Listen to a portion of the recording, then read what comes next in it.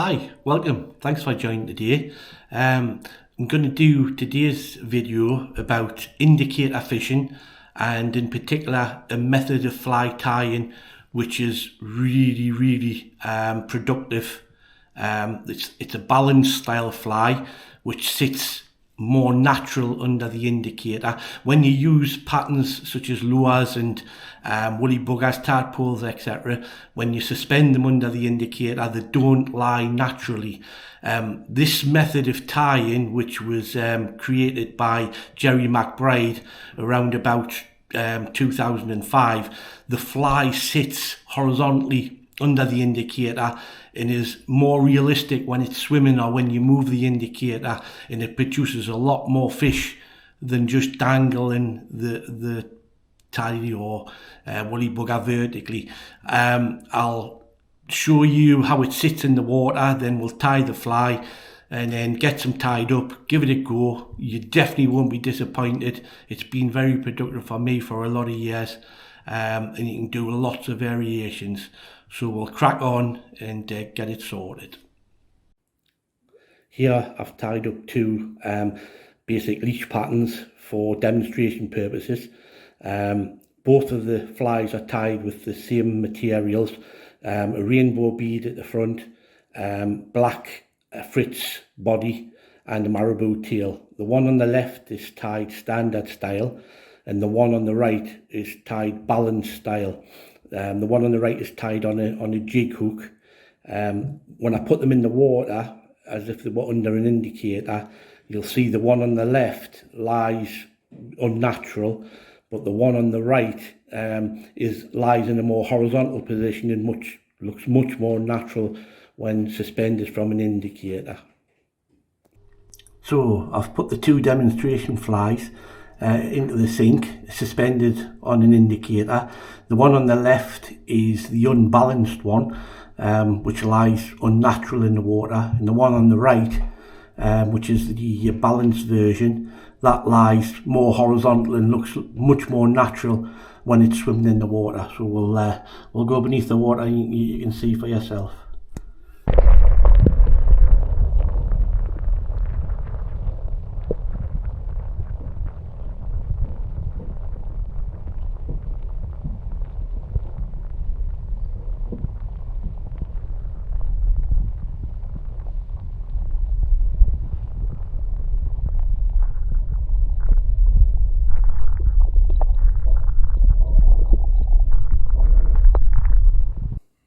So we'll start tying the balanced fly.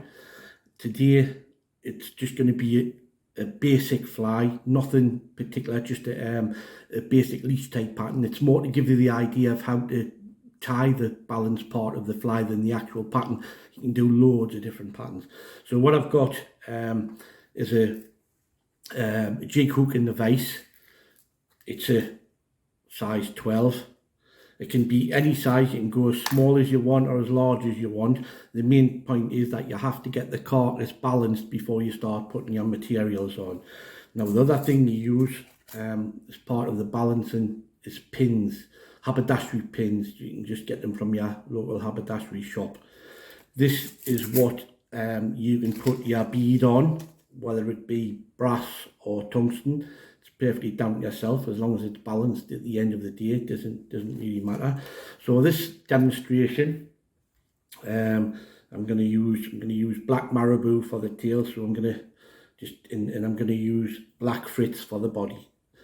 So the thread I'm going to use is Centerfly, and it's an 8/0 in the classic black. So we'll start off. We'll just put a bit on the shank.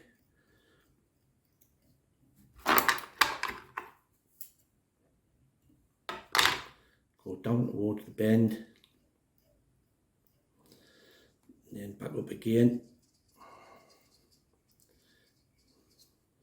Now what I've done, I'm going to put the bead on to the pin, and you can put it either way, to be fair, but I like to put it on where the widest part of the hole is to the front, and your pin then goes into the middle of the bead.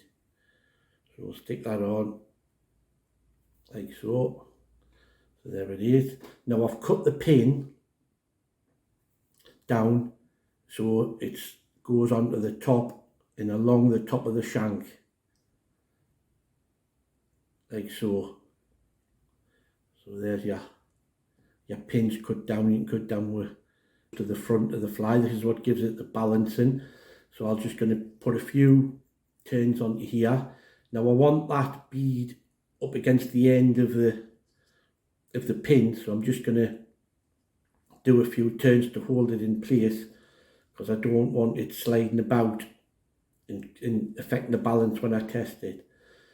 So there you go, and then I'll go back onto the shank. Now what I'm going to do here is test it now, because you can then slide this back and forward if you need the balancing part of it. So I'll just put a couple of whip finishes in there and then snip that off. Now what I can do to test it is use a bit of fluorocarbon and actually put it through,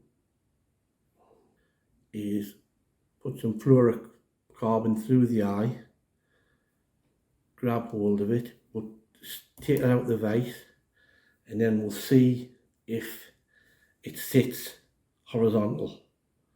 Now if it does, we can then secure that in place, and we know exactly with that hook and that bead exactly that's horizontal before we tie our materials in. If it's not, you can pull that bead and pin forward or backwards to get your ideal balance, depending on the size of the hook and the size of the bead. But we seem to be fairly balanced there now, so we'll put it back in the vise and continue tying it up. So we'll thread on again and then go all the way along. Be careful where you've cut your pin at the back here, because they're fairly sharp, it will cut your thread. Sometimes I make a little ramp behind the bit that's cut off, and it helps not to cut your thread off. So you can do that, and then you can cinch this down all the way along. Make sure you're tied in properly.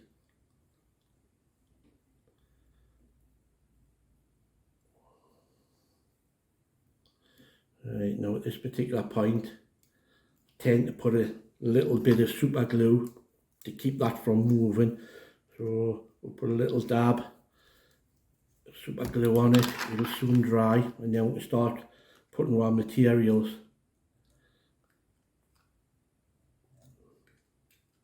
So what I tend to do, like I say, when I know if I'm going to be doing several flies, I'll do the carcasses. So you do 8 or 10 carcasses and then put the materials on after that.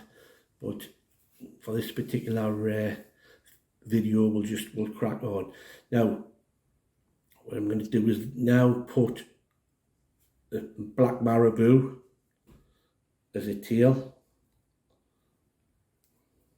Tear some off the feather.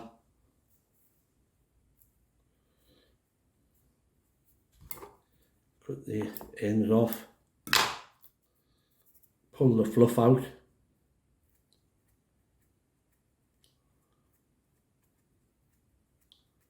And then we can tie it to the shank. So we're over the top.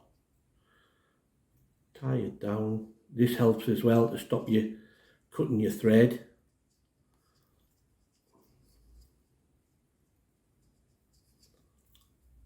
Tie it down underneath a couple of times.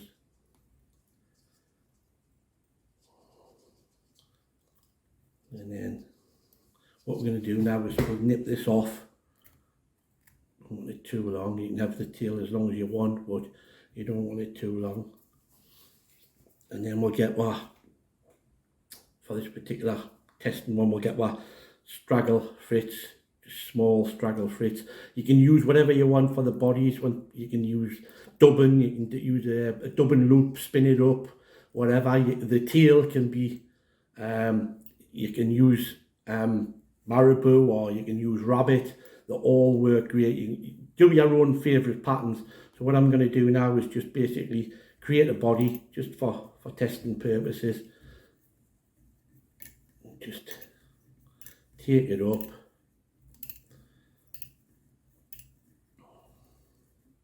So you pick any particular woolly bugger or tadpole type you've got, you can make that balanced, give it make it a good pattern for under your indicator.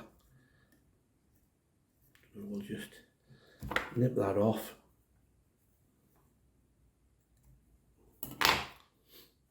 Put a bit of varnish on the thread.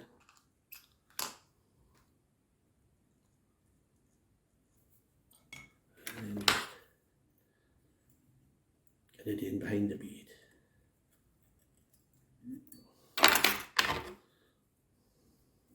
Well, there it is. There's your balanced fly. So when you put that on your leader under the indicator, that'll lie horizontally and it'll catch you lots of fish. Like I say, do them lots of different patterns. They all work. They've been productive for years for me, so I hope that helps. Get them tied up, give them a go. I think you'll enjoy fishing with them. Cheers now.